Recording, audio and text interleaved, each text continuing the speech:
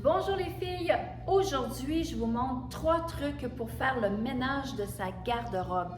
Et oui, on est rendu au mois d'octobre et puis qui dit octobre dit l'hiver qui s'en vient, donc on a besoin de serrer finalement notre garde-robe d'été pour la remplacer pour la garde-robe d'hiver. Alors avant de vous présenter mes 3 trucs, je veux me présenter moi-même. Mon nom est Marina, je suis propriétaire et styliste pour la boutique Marina Prêt-à-porter à Trois-Rivières. Je voudrais aussi vous parler aussi de nos heures d'ouverture. Vous savez que nous sommes ouverts de 11h à 17h30 du mardi au samedi et le lundi, nous sommes ouverts que sur rendez-vous. Alors, si vous voulez nous rejoindre, vous nous appelez au 819-372-1175. Vous pouvez aussi nous rejoindre sur Messenger avec la boutique Marina Prêt-à-porter sur Facebook. Vous pouvez aussi nous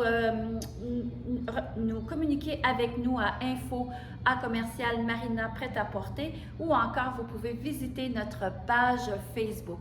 Alors, le premier truc qu'on fait lorsqu'on fait le ménage de notre garde-robe, on commence par les tops parce que c'est souvent ça qu'on a le plus dans notre penderie. Donc, on regarde les t-shirts, les chemises.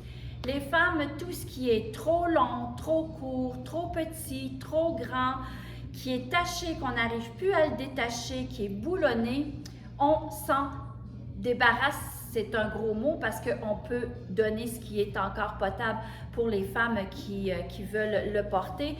Mais si c'est taché, c'est déchiré, même décousu si vous voulez le réparer sans aucun problème, si vous avez l'opportunité. Mais sinon, on passe à côté puis on se dit bon, c'est fini parce que de toute façon, quand on garde un vêtement trop longtemps dans notre garde-robe, on ne le porte plus. Moi, je vous dirais qu'après 2 ans, si vous n'avez pas porté un item de votre garde-robe, vous ne le porterez plus.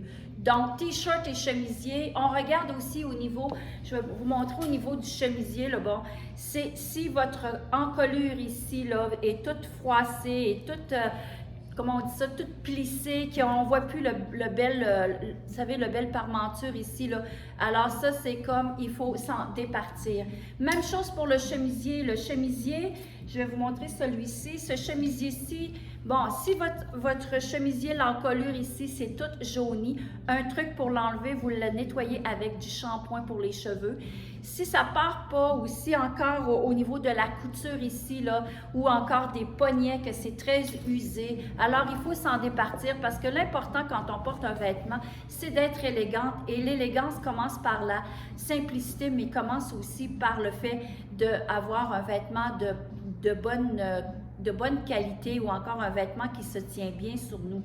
Quoi de pire que d'avoir un look vraiment raté quand notre t-shirt est tout brisé ici, quand le chemisier est tout défraîchi. Bon, on n'a pas l'air de vraiment quelqu'un qui prend soin de sa personnalité. Alors ça, c'est un premier truc à faire. Commencez par vos tops. Deuxième truc, c'est le pantalon. Moi, je commence par le jeans.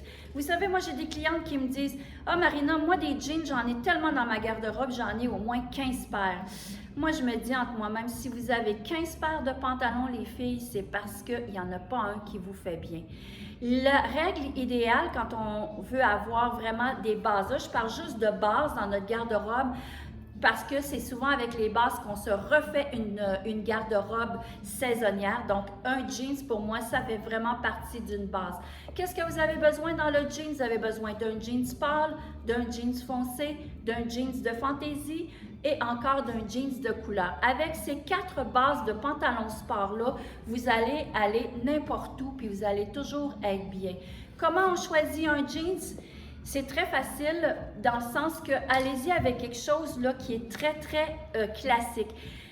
Comme par exemple, mon jeans ici de la compagnie Zerez. Un jeans qui est vraiment fait très classique, c'est-à-dire la taille, elle arrive à peu près à la hauteur du nombril. Donc, il remplit bien au niveau du ventre et puis il ne vous comment on dit ça, vous seriez pas mal quand vous allez vous asseoir ou vous pencher.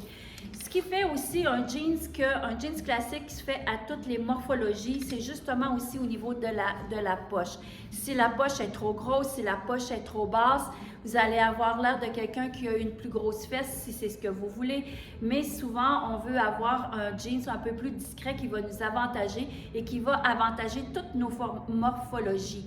Donc, un jeans classique comme ça, la poche droite, pas trop grosse, la jambe aussi qui est faite droite. Ça, c'est le jeans, mesdames, qui fait à tout le monde, en général. C'est la femme qui est habillée en A, dont sa morphologie ressemble à un A, même à un V ou encore à un I. Le Y, c'est pas le Y, le X, c'est la même chose. Donc, un jeans vraiment qui est fait très classique. Ça, c'est quelque chose à avoir. Troisième truc, je vous dirais, c'est le pantalon classique. Un pantalon classique, moi je parle de pantalon noir, ça vous en prend au moins 2 ou 3 dans votre garde-robe. Et ça me fait penser à mon conjoint qui, lui, à toutes les fois qu'on fait le ménage de sa garde-robe, me dit toujours « Ah, Marina, ce pantalon-là, je vais le garder pour faire du ménage ou encore pour peinturer. » Mais finalement, il ne peinture jamais. Donc, ces pantalons-là, ça ne donne absolument rien de les garder. Donc, on donne au suivant parce que ça peut faire en sorte que quelqu'un peut être très content d'avoir un pantalon usagé qui peut faire encore pour bien d'autres personnes, mais à nous, il devient désuet. Un pantalon classique dont vous devez avoir dans votre garde-robe, c'est encore la même chose. Un pantalon qui est fait droit, qui n'est pas de fermeture éclair, qui n'a pas de taille. Ça, c'est le pantalon idéal pour encore bien des morphologies. Un pantalon qui est aussi avec de l'élastane aussi au niveau de la taille et au niveau de la cuisse. Je dis de la taille parce qu'il y a certains pantalons qui n'ont pas d'élastique à la taille, mais qui ont de l'élastane finalement partout sauf à la taille. Mais c'est vraiment à la taille qu'il faut qu'on ait vraiment un bon confort. Donc, le pantalon de Frank Lyman, là, vraiment très classique. Aussi, la jambe très droite. Donc, ça, c'est le pantalon classique à avoir dans sa garde-robe. Vous n'en avez pas besoin de 50. Moi, je considère que d'avoir un deuxième pantalon, je pense que moi, personnellement, j'aime aussi, comme je disais tout à l'heure, d'avoir un pantalon de fantaisie aussi ou encore un pantalon plus large, comme celui-ci. Ça, c'est un pantalon vraiment passe-partout parce que le pantalon, il est fait vraiment comme il faut, OK? Il est très large, donc la femme qui veut avoir un peu plus l'air décontracté à la maison, ça fait numéro 1. Mais par contre, si vous voulez avoir un pantalon qui va donner une allure plus chic, et ce pantalon-là avec vraiment un beau talon haut, une belle blouse blanche avec une belle ceinture, puis avec un petit sac, pardon, je vais finir par le dire, un petit sac à main. Écoutez, ça fait vraiment quelque chose de hyper tendance, de très classique et de très élégant. Donc, voici 2 paires de pantalons noirs que je vous suggère à avoir dans votre garde-robe. Quatrième truc que je vous offre, c'est le veston.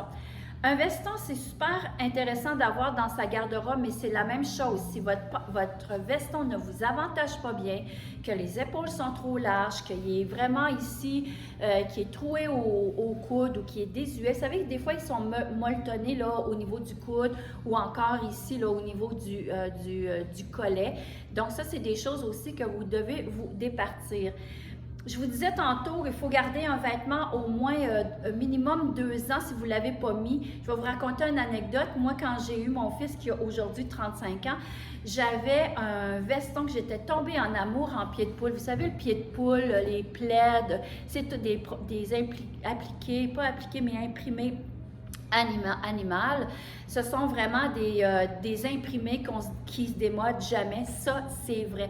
Par contre, mon veston, il était magnifique. Dans les années 80, avec les pads, vous savez, c'était la mode des épaulettes. Le veston était double bresse, c'était avec une belle longueur. Je capotais, je mettais ça. J'adorais ce veston-là. Je l'ai mis plusieurs années. J'ai jamais voulu le jeter, j'ai jamais voulu non plus le donner. Pourquoi?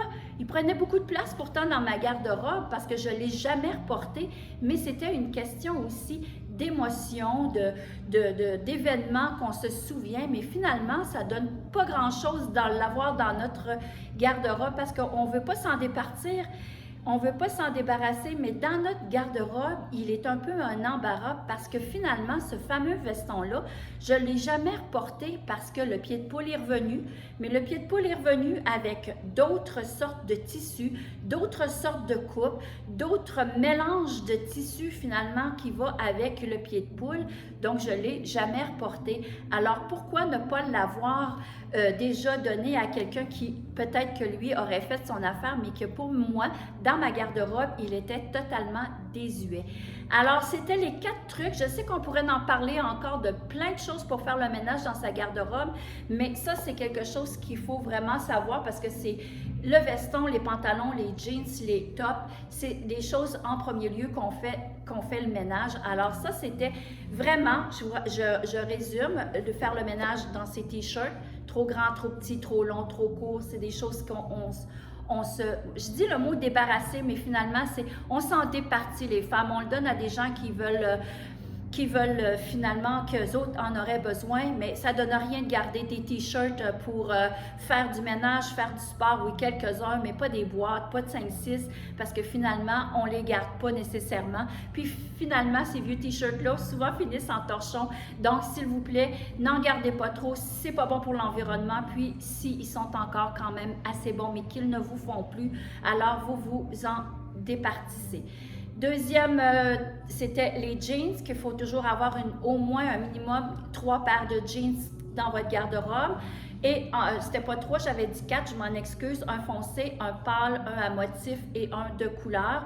Et au moins 2 pantalons noirs, un pantalon très classique et l'autre un peu plus large qui fait un côté décontracté, mais en même temps un côté qui peut être plus chic, dépendamment des accessoires que l'on porte. Et le veston, de faire attention parce que les vestons, souvent, comme je disais tantôt, moi, le veston qui avait des épaules larges, ben maintenant, c'est plus ça. Donc, on ne le porte plus. On voit encore quelque chose qui est vraiment plus à la mode, bien, on s'en départit ou on le laisse dans notre garde-robe traîner, puis finalement, on ne le reporte pas et ça ne donne pas de place à avoir de la nouveauté. Alors ça, c'était les 4 trucs que je voulais vous donner pour comment nettoyer votre garde-robe. On récupère si c'est possible ou sinon, on donne au suivant, comme je dis très souvent aux gens. Alors là-dessus, j'espère que vous avez aimé ça. Si vous avez des anecdotes de vêtements qui, pour vous, n'avaient pas été capables de laisser à quelqu'un d'autre pour pouvoir remplacer par d'autres choses, alors écrivez-moi, ça va me faire plaisir de lire vos anecdotes. Et sinon, on se retrouve aux prochaines vidéos pour d'autres trucs ou encore des nouvelles collections à vous montrer. Alors, ciao, à la prochaine!